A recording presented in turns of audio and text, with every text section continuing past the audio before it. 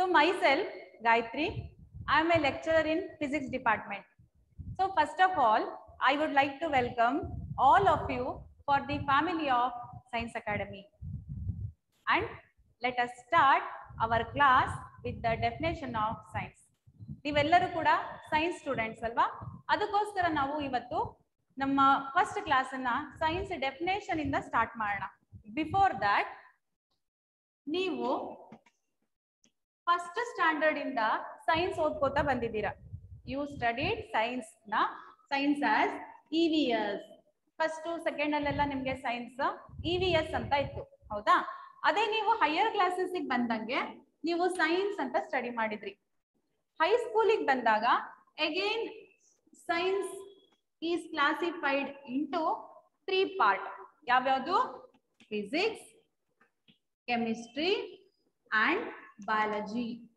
3 part ಆಗಿ classify ಆಗಿತ್ತು. But ನೀವು ಎಕ್ಸಾಮ್ ಅನ್ನ 3 ಸೇರಿಸಿ ಬರದ್ರಿ. 3 ಸೇರಿಸಿ ಎಕ್ಸಾಮ್ ಅನ್ನ ನೀವು 100 ಮಾರ್ಕ್ಸ್ ಅಂದ್ರೆ 80+20ಗೆ ಎಕ್ಸಾಮ್ ಬರದ್ರಿ, ಹೌದಾ? ಅದೇ ನೀವು ಕಾಲೇಜಿಗೆ ಬಂದಾಗ PUC ನಲ್ಲಿ you study physics, chemistry, biology as a single subject. ಪ್ರತಿಯೊಂದನ್ನು ಸಪ್ರೇಟ್ ಆಗಿ ಓದ್ತೀರಾ ಅಂಡ್ ಪ್ರತಿಯೊಂದನ್ನು ಕೂಡ 100 ಮಾರ್ಕ್ಸ್ಗೆ ಎಕ್ಸಾಮ್ ಬರೀತೀರಾ. 100 ಮಾರ್ಕ್ಸ್ ಅಗೇನ್ ಸ್ಪ್ಲಿಟ್ ಆಗಿದೆ. ನಿಮ್ಮ ಸ್ಕೂಲಲ್ಲಿ 80+20 ಅಂತ ಇತ್ತಲ್ಲ, ಅದೇ ತರ ಕಾಲೇಜಲ್ಲಿ 100 ಮಾರ್ಕ್ಸ್ ಅನ್ನ ಸ್ಪ್ಲಿಟ್ ಮಾಡಿದೀವಿ 70+30. 70 ಮಾರ್ಕ್ಸ್ಗೆ ಥೇರಿ ಬರೀತೀರಾ. ಥೇರಿನ ಓದಿ 70 ಮಾರ್ಕ್ಸ್ಗೆ ಬರೀತೀರಾ. ಅದೇ ತರ ಲ್ಯಾಬ್ ಅಂತ ಇರೋದು, ನಿಮ್ಗೆ ಎಕ್ಸ್ಪೆರಿಮೆಂಟ್ಸ್ ಮಾಡ್ತೀರಾ ಲ್ಯಾಬ್ ಅಲ್ಲಿ. 30 ಮಾರ್ಕ್ಸ್ಗೆ ಲ್ಯಾಬ್ ಎಕ್ಸಾಮ್ ಬರೀತೀರಾ. Totally 100 marks. So this is the pattern of question paper, right?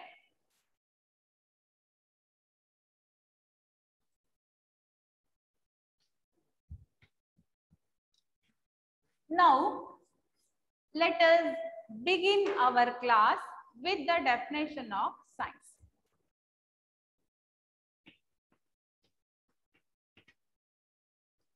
What is science? ಯಾರಾದ್ರೂ ಆನ್ಸರ್ ಮಾಡ್ತೀರಾ? Raise your hand. Hand raise ಮಾಡಿ. ಮನೇಲಿ ಮಾಡಬೇಡಿ, ಫೋನ್ ಅಲ್ಲಿ ಹ್ಯಾಂಡ್ ರೇಸ್ ಆಪ್ಷನ್ ಪ್ರೆಸ್ ಮಾಡಬೇಕು. What is science? Anybody? ಯಾರು ಇಲ್ಲ? ಹಾ, ಸಂಜನಾ ಹೇಳಮ್ಮ. What is science? ನಿಮಗೆ ಏನ್ ಗೊತ್ತು ಅದನ್ನ ಹೇಳಿ. ಅನ್ಮ್ಯೂಟ್ ಮಾಡ್ಕೊಳ್ಳಿ. ಸಂಜನಾ ಅನ್ಮ್ಯೂಟ್ ಮಾಡಿ. Science is a study of environment. Science is a study of environment, right? Any other definition?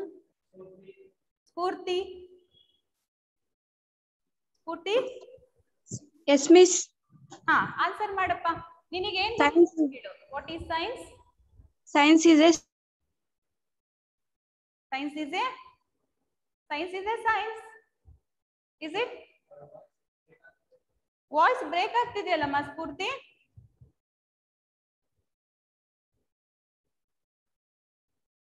Science is a study of things around us. In our surroundings, we see number of things, objects. Science is a study of objects around us. ಅದನ್ನೇ ನಾವು short ಆಗಿ environment ಅಂತಾನು ಹೇಳ್ಬೋದು. Science deals with the study systematic attempt to understand natural phenomena. Natural phenomena. Yes, that also you can give, right? Simple ಆಗಿ ಹೇಳೋದಾದ್ರೆ science is a study of things in our surrounding, around us. This is science. And we have classified science into 2 types. Basically, science ಅನ್ನ 2 type ಆಗಿ classify ಮಾಡಿದೀವಿ. ಒಂದು physical science, ಇನ್ನೊಂದು biological science. We have classified science into mainly 2 parts. Physical science, another is biological science. Physical science ಅಲ್ಲಿ ನಾವು ಏನೇನು ಓದ್ತೀವಪ್ಪ ಅಂದ್ರೆ physics, chemistry, astronomy, earth science. Under physical science, we study physics, chemistry, astronomy and also earth science. ಈ earth science ನ ಮತ್ತೆ ಎರಡು part ಮಾಡಿದೀವಿ. Earth surface ಬಗ್ಗೆ ಸ್ಟಡಿ ಮಾಡಿದ್ರೆ ಅದು ಜಿಯೋಗ್ರಫಿ, ಅದೇ ಅರ್ತ್ ಇಂಟೀರಿಯರ್ ಸ್ಟಡಿ ಮಾಡಿದ್ರೆ ಜಿಯಾಲಜಿ, ರೈಟ್? ಜಿಯೋಗ್ರಫಿ, ಇನ್ನೊಂದು geology. So in this way, we have classified physical science into 5 parts: physics, chemistry, astronomy, geography and geology. Biological science ಅಂದ್ರೆ ಒಂದೇ ಇರೋದು ನಮಗೆ, ಅದು of course it is biology.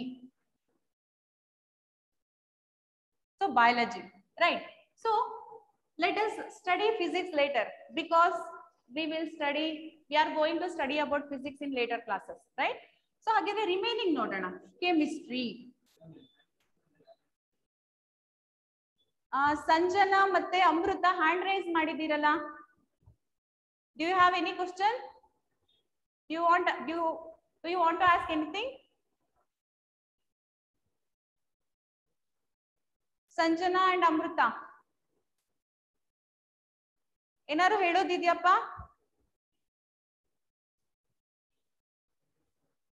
Okay, let us continue this. Chemistry deals with the study of action of one substance on the other. How one substance acts on the other substance. ಒಂದು substance ಇನ್ನೊಂದು substance ಮೇಲೆ ಹೇಗೆ act ಆಗತ್ತೆ ಅದನ್ನ ನಾವು chemistry ನಲ್ಲಿ study ಮಾಡ್ತೀವಿ. ಒಂದು ಎಕ್ಸಾಂಪಲ್ ಕೊಡೋದಾದ್ರೆ ಹಾಲು. ಹಾಲಿಗೆ ನಾವು ಹುಳಿ ಅಂಶ ಅಂದ್ರೆ ಮೊಸರು, ನಿಂಬೆ ಹಣ್ಣು, ಯಾವ್ದಾದ್ರು ಸಿಟ್ರಿಕ್ ಆಸಿಡ್ ಇರೋದು ಯಾವ್ದಾದ್ರು ಹುಳಿ ಅಂಶ ಹಾಕಿದಾಗ ಹಾಲು ಒಡೆಯುತ್ತೆ, ಹೌದಾ? That is action of citric acid on the, ಅದನ್ನು ಕೂಡ ಕೆಮಿಸ್ಟ್ರಿನ ಸ್ಟಡಿ ಮಾಡ್ತೀವಿ, right? Astronomy, it deals with the study of celestial objects. Celestial objects, objects in the sky like satellites, planets, asteroids, stars, constellation, galaxy, universe, ಇದೆಲ್ಲದನ್ನು ನಾವು astronomy ನಲ್ಲಿ ಓದ್ತೀವಿ. Earth science, study of earth. Again it is divided into 2 parts: geography, geology. Geography deals with the study of surface of the earth and earth atmosphere. Earth surface and earth atmosphere ಬಗ್ಗೆ ನಾವು study ಮಾಡಿದ್ರೆ ಅದು geography. Similarly, geology ಅಂದ್ರೆ it deals with the study of interior of the earth. Interior of the earth, earth ಒಳಗಡೆ ಏನೇನ್ element ಇದೆ, what is the temperature at the center of earth, mantle ಅಲ್ಲಿ ಯಾವ ಕಂಪೋಸಿಷನ್ ಇದೆ, ಇದನ್ನೆಲ್ಲ ನಾವು ಸ್ಟಡಿ ಮಾಡಿದ್ರೆ ಅದು geology. Then biology. Biology deals with the study of living organisms. A branch of science that deals with the study of living organisms is called biology. And now let us come to our subject, that is physics.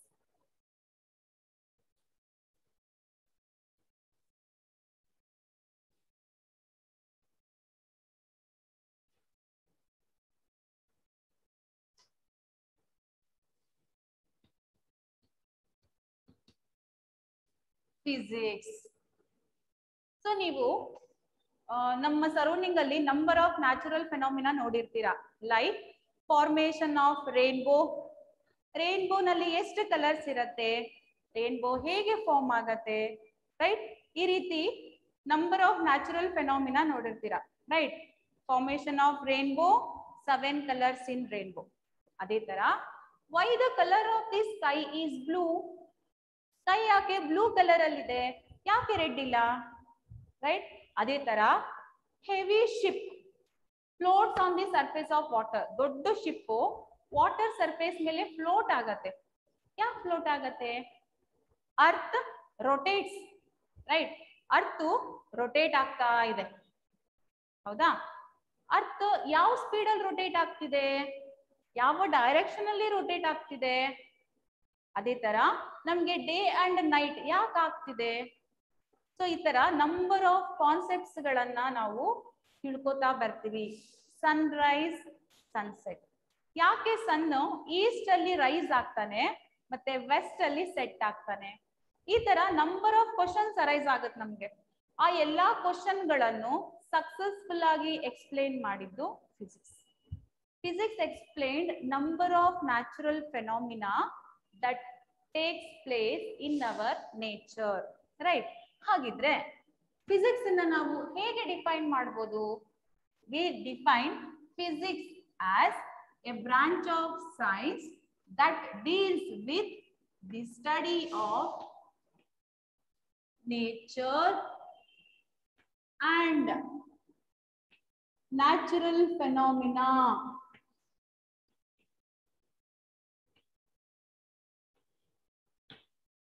That deals with the study of nature and natural phenomena.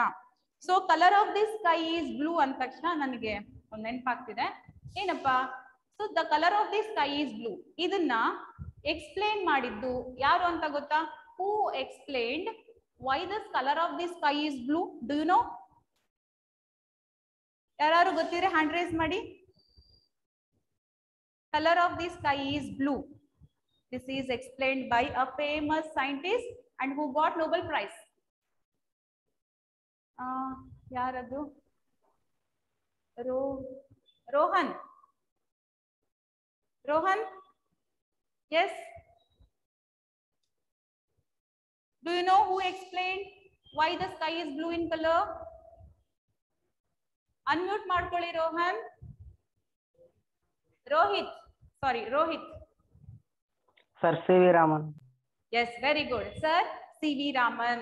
So C.V. Raman ಗೆ ಈ concept ಗೆ Nobel prize ಕೂಡ ಬಂತು, ಹೌದಾ? In the year 1930. C.V. Raman explained sky is blue in color on the basis of scattering of light.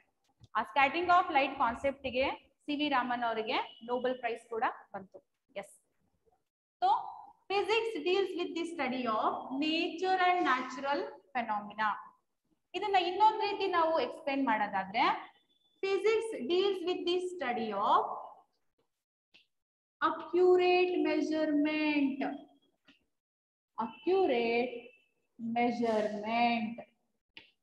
ಹೀಗೂ ಕೂಡ ನಾವು explain ಮಾಡಬಹುದು. So physics, V have classified physics into number of branches. Branches of physics ನಾವು ನೋಡೋದಾದ್ರೆ, like mechanics,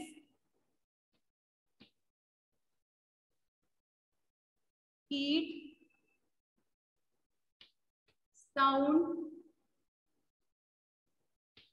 electrostatics, electricity,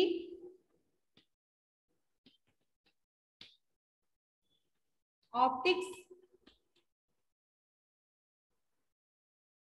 atomic physics,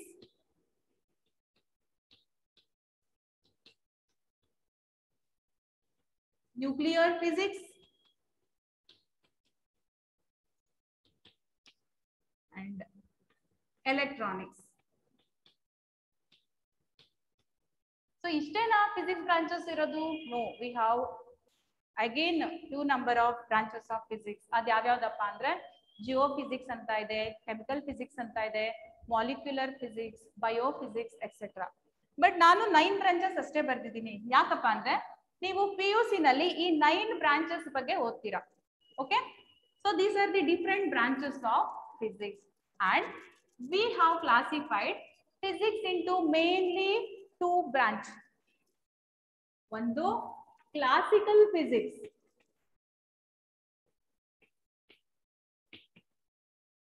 ಇನ್ನೊಂದು modern physics. ಇವೆಲ್ಲವೂ ಕೂಡ branches, but main ಆಗಿ ನಾವು ಫಿಸಿಕ್ಸ್ ಅನ್ನ ಕ್ಲಾಸಿಕಲ್ ಮತ್ತೆ ಮಾಡರ್ನ್ ಅಂತ 2 ಟೈಪ್ ಆಗಿ ಕ್ಲಾಸಿಫೈ ಮಾಡಿದೀವಿ. ಅಂದ್ರೆ physics which developed before 1890. Physics which developed after 1890. So ನಮ್ಗೆ 1890 ಮುಂಚೆ ಫಿಸಿಕ್ಸ್ ಅಲ್ಲಿ ಏನೇನ್ ಡಿಸ್ಕವರೀಸ್ ಆಗಿದೆ, ಇನ್ವೆನ್ಷನ್ಸ್ ಆಗಿದೆಯಲ್ಲ, ಅದೆಲ್ಲದನ್ನು ನಾವು ಕ್ಲಾಸಿಕಲ್ ಫಿಸಿಕ್ಸ್ ಅಂತ ಕರಿತೀವಿ. ಅದೇ ತರ the discoveries and inventions that took place after 1890. 1890 ನಂತರ ನಮ್ಗೆ ಫಿಸಿಕ್ಸ್ ಫೀಲ್ಡ್ ಅಲ್ಲಿ ಬಹಳ ಡಿಸ್ಕವರೀಸ್ ಇನ್ವೆನ್ಷನ್ಸ್ ಆದವು. And because of those discoveries and invention we are able to lead a very luxurious life. ನಾವಿವತ್ತು ವೆಹಿಕಲ್ಸ್ ಯೂಸ್ ಮಾಡ್ತಿದೀವಿ, 2 wheeler, 3 wheeler, 4 wheeler, 8 wheeler etcetera. ಹೌದಾ? Number of vehicles use ಮಾಡ್ತಿದೀವಿ. So we use aeroplanes, we have rockets, satellites, and even in water some vehicles can be used, submarines.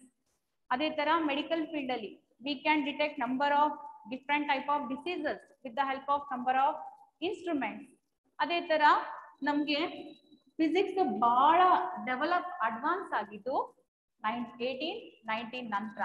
ಆದ್ರಿಂದ ಆ physics ನ ನಾವು modern physics ಅಂತ ಕರಿತೀವಿ.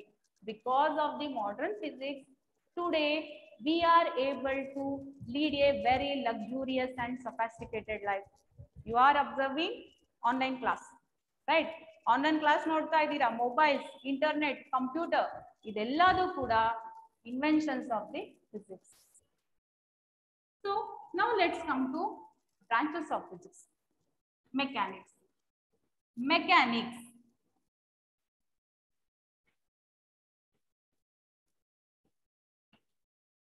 Mechanics is one of the branch of physics that mainly deals with the study of objects at rest and in motion.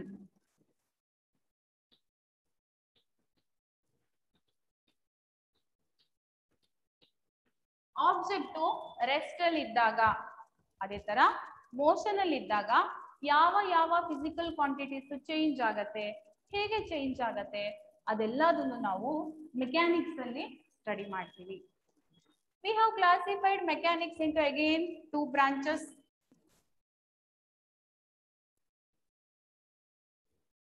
ಮೊದಲನೇದು kinematics, ಎರಡನೇದು kinetics. Mechanics is a branch of physics that deals with the study of object at rest. ಸ್ಥಿರ ಅಂತ ಏನ್ ಹೇಳ್ತೀರಲ್ಲ, rest ಅಲ್ಲಿ ಇರೋದು. Rest ಅಲ್ಲಿ object ಇದ್ದಾಗ ಯಾವ್ಯಾವ ಫ್ಯಾಕ್ಟರ್ ಚೇಂಜ್ ಆಗತ್ತೆ, ಅದೇ ತರ ಆಬ್ಜೆಕ್ಟ್ ಮೋಷನ್ ಅಲ್ಲಿ ಇದ್ದಾಗ ಯಾವ್ಯಾವ ಫಿಸಿಕಲ್ ಕ್ವಾಂಟಿಟೀಸ್ ಚೇಂಜ್ ಆಗತ್ತೆ, ಅದನ್ನ ಸ್ಟಡಿ ಮಾಡ್ತೀವಿ. ಇಲ್ಲಿ ಅಗೇನ್ 2 ಟೈಪ್ಸ್. ಸೊ ಮೆಕ್ಯಾನಿಕ್ಸ್ ಅಲ್ಲಿ ಸ್ಟಾಟಿಕ್ಸ್, ಡೈನಾಮಿಕ್ಸ್ ಅಂತ ಕ್ಲಾಸಿಫೈ ಮಾಡ್ತೀನಿ, ಅದನ್ನ ಬರೆಯೋಣ. ಆಮೇಲೆ ಡೈನಾಮಿಕ್ಸ್ ಅಂಡರ್ ಅಲ್ಲಿ ಇದನ್ನ ಬರೆಯೋಣ. ಓಕೆ, ಸೊ ಒಂದು ಸ್ಟಾಟಿಕ್ಸ್, ಇನ್ನೊಂದು ಡೈನಾಮಿಕ್ಸ್, ಆಮೇಲೆ ಮತ್ತೆ ಕ್ಲಾಸಿಫೈ ಮಾಡೋಣ. Okay, so statics deals with the study of object at rest. Object rest ಅಲ್ಲಿ ಇದ್ದಾಗ ನಾವು ಸ್ಟಡಿ ಮಾಡಿದ್ರೆ ಅದು ಸ್ಟಾಟಿಕ್ಸ್. ಆಬ್ಜೆಕ್ಟ್ ಮೋಷನ್ ಅಲ್ಲಿ ಇದ್ದಾಗ ಸ್ಟಡಿ ಮಾಡಿದ್ರೆ objects in motion, movement, motion in the sense movement. Object move ಆಗ್ತಾ ಇದ್ದಾಗ ನಾವು ಸ್ಟಡಿ ಮಾಡಿದ್ರೆ ಅದು dynamics. Again dynamics is divided into 2 branches. ಅವಾಗ ಬರ್ದಿದ್ನಲ್ಲ ಅದೇ ಕೈನೆಮ್ಯಾಟಿಕ್ಸ್, ಇನ್ನೊಂದು kinetics. So kinematics, here we study the objects in motion without considering the cause. Without considering the cause. Object rest ಇಂದ move ಆಗ್ಬೇಕಂದ್ರೆ ಅದ್ರ ಮೇಲೆ ಫೋರ್ಸ್ ಹಾಕ್ಬೇಕು. ಅದೇ ತರ ಮೂವ್ಮೆಂಟ್ ಅಲ್ಲಿರೋ ಆಬ್ಜೆಕ್ಟ್ ರೆಸ್ಟಿಗೆ ಬರ್ಬೇಕು ಅಂದ್ರೆ ಅದ್ರ ಮೇಲೆ ಫೋರ್ಸ್ ಹಾಕ್ಬೇಕು. ವೆಹಿಕಲ್ಸ್ ಯೂಸ್ ಮಾಡ್ತೀರಾ, ಆಕ್ಸಿಲೇಟರ್ ರೈಸ್ ಮಾಡಿದಾಗ ವೆಹಿಕಲ್ ಮೂವ್ ಆಗತ್ತೆ. ಅದೇ ವೆಹಿಕಲ್ ಇಂದ ಸ್ಟಾಪ್ ಮಾಡ್ಬೇಕಂದ್ರೆ ಆಕ್ಸಿಲೇಟರ್ ಅನ್ನ ಕಡಿಮೆ ಮಾಡ್ತೀರಾ, ಮತ್ತೆ ಬ್ರೇಕ್ ಅಪ್ಲೈ ಮಾಡ್ತೀರಾ. ಹೌದಾ? Brake in the sense force. Force ಅಂದ್ರೆ ಬಲ. ಹೌದಾ?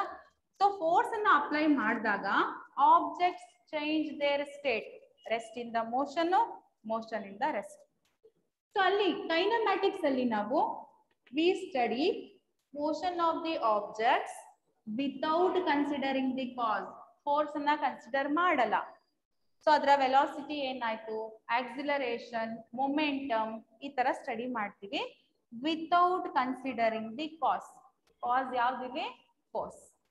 ಅದೇ ಏನಾದ್ರು if we study motion of the objects by considering the cause, object ಯಾಕೆ ಮೂವ್ ಆಯ್ತು, ಫೋರ್ಸ್ ಅಪ್ಲೈ ಮಾಡಿದ್ರಿಂದ. ಹಾಗಿದ್ರೆ ಫೋರ್ಸ್ ಅನ್ನ ಕನ್ಸಿಡರ್ ಮಾಡಿದ್ರೆ ಅದು kinetics. By considering the cause.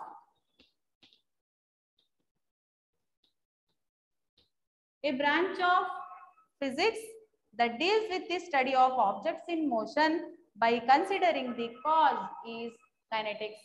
A branch of physics that deals with the study of objects at rest, object in motion without considering the cause is called kinematics. ಹಾಗಿದ್ರೆ kinematics ಅಲ್ಲಿ PUC ನಲ್ಲಿ ಯಾವ ಯಾವ concept ಓದ್ತೀರಾ ನೋಡ್ತಾ ಬಂದ್ರೆ, ಇಲ್ಲಿ ನಾವು motion in one dimension, ಅದನ್ನೇ ನಾವು motion along a straight line. Equations of motion, do you remember? Equations of motion ನೆನಪಿದ್ಯಾ? 3 equations. ಯಾರಿಗಾದ್ರೂ ನೆನಪಿದ್ರೆ ಹೇಳ್ಬೋದು, you can answer. If anybody know 3 equations of motion, you can say that. You can raise hand. 3 equations of motion.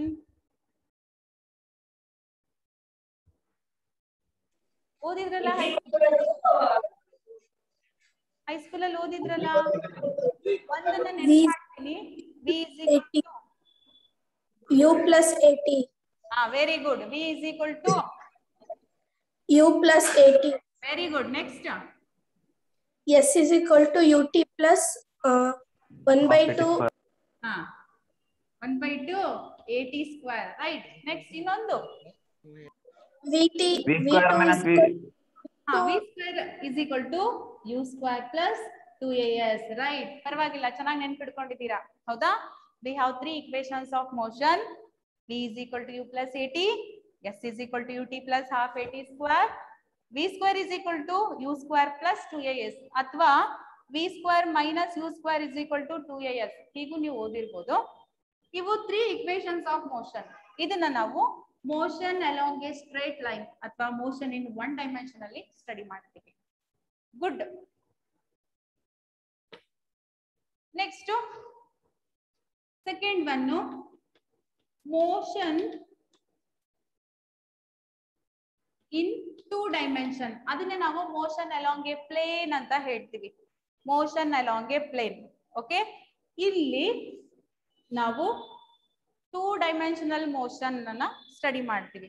So ನಾನೀಗ ಒಂದು name ತಗೊಳಕ್ ಇಷ್ಟಪಡ್ತೀನಿ. ಯಾರ್ದಪ್ಪ ಅಂದ್ರೆ Neeraj Chopra. Do you know who is Neeraj Chopra? Neeraj Chopra ನೆನ್ಪು ಮಾಡ್ಕೊಳ್ಳಿ ಬೇಗ. ಅಥ್ಲೆಟಿಕ್ಸ್. ಯಾರು Neeraj Chopra? Gold medalist. Athletics player. Gold medalist. Javelin throw. Athlete Neeraj Chopra. Athlete gold medalist. ಯಾವ್ದ್ರಲ್ಲಿ ಗೋಲ್ಡ್ ಮೆಡಲ್ ತಗೊಂಡಿದ್ದು, ಯಾವ ಸ್ಪೋರ್ಟ್ ಅಲ್ಲಿ? Javelin throw. Javelin throw. Javelin throw. Got gold medal in javelin throw. Olympics ಅಲ್ಲಿ javelin throw ನಲ್ಲಿ gold medal ತಗೊಂಡಿದ್ದು. And he is the first person to won gold medal for India. ಹೌದಾ? Neeraj Chopra javelin throw ನಲ್ಲಿ ಅಲ್ವಾ ತಗೊಂಡಿದ್ದು? So ನಾನು rub ಮಾಡ್ಕೋತೀನಿ ಇವಾಗ. So javelin throw, so javelin throw ನಲ್ಲಿ ಅವನು ಜಾವ್ಲಿನ್ ಎಸ್ದ ಅಲ್ವಾ, ಈ ರೀತಿ. ಇದು ಹಾರಿಜಾಂಟಲ್ ಡಿಸ್ಟೆನ್ಸ್. ಸೊ ಇವಾಗ ಜಾವ್ಲಿನ್ ನ ಎಸೆದಾಗ ಯಾವುದೋ ಒಂದು ಇನಿಷಿಯಲ್ ವೆಲಾಸಿಟಿ ನಲ್ಲಿ ಜಾವ್ಲಿನ್ ಎಸಿಬೇಕು, ಯಾವುದೋ ಒಂದು ಪರ್ಟಿಕ್ಯುಲರ್ ಆಂಗಲ್ ಅಲ್ಲಿ. ಅವಾಗ ಮಾತ್ರ ಅದು maximum distance, range, maximum distance ಅಥವಾ ರೇಂಜ್ ಅನ್ನ ಟ್ರಾವೆಲ್ ಮಾಡಕ್ ಸಾಧ್ಯ ಜಾವ್ಲಿನ್ ಎಸ್ದಾಗ. ಹೌದಾ? ಯಾವ ಇನಿಷಿಯಲ್ ವೆಲಾಸಿಟಿ ಮತ್ತೆ ಯಾವ ಆಂಗಲ್ ಅಲ್ಲಿ ಎಸಿಬೇಕು, that is very very important. Physics ಯಾವಾಗ ಫಿಸಿಕ್ಸ್ ನಾಲೆಡ್ಜ್ ಇರಬೇಕು, right? When a person has physics knowledge and when he uses in a proper manner, then definitely he can succeed. ಅದಕ್ಕೆ best example Neeraj Chopra. So Neeraj Chopra use ಮಾಡಿರೋ concept motion in 2 dimensional, that is projectile motion ಅಂತ ಬರುತ್ತೆ. ನೀವು study ಮಾಡ್ತೀರಾ ಅದನ್ನ. ಇಲ್ಲಿ ಅವ್ನು ಎಸ್ದಾಗ ಅದು ಈ ರೀತಿ ಟ್ರಾವೆಲ್ ಮಾಡುತ್ತೆ. ಅಂದ್ರೆ ವರ್ಟಿಕಲ್ ಡಿಸ್ಟೆನ್ಸ್ ಇದೆ, ಹಾರಿಜಾಂಟಲ್ ಡಿಸ್ಟೆನ್ಸ್ ಇದೆ. ಹಾರಿಜಾಂಟಲ್ ಡಿಸ್ಟೆನ್ಸ್ ಮ್ಯಾಕ್ಸಿಮಮ್ ಆಗ್ಬೇಕಂದ್ರೆ ಯಾವುದೋ ಪರ್ಟಿಕ್ಯುಲರ್ ಇನಿಷಿಯಲ್ ವೆಲಾಸಿಟಿ ನಲ್ಲಿ ಥ್ರೋ ಮಾಡಿರ್ಬೇಕು, ಯಾವುದೋ ಪರ್ಟಿಕ್ಯುಲರ್ ಆಂಗಲ್ ಸರ್ಫೇಸ್ ಜೊತೆ ಫಾರ್ಮ್ ಆಗಿರ್ಬೇಕು. That is very very important. C, we use the concept of physics in sports also. The knowledge of physics is used everywhere. ಅದಕ್ಕೆ best example Neeraj Chopra, right?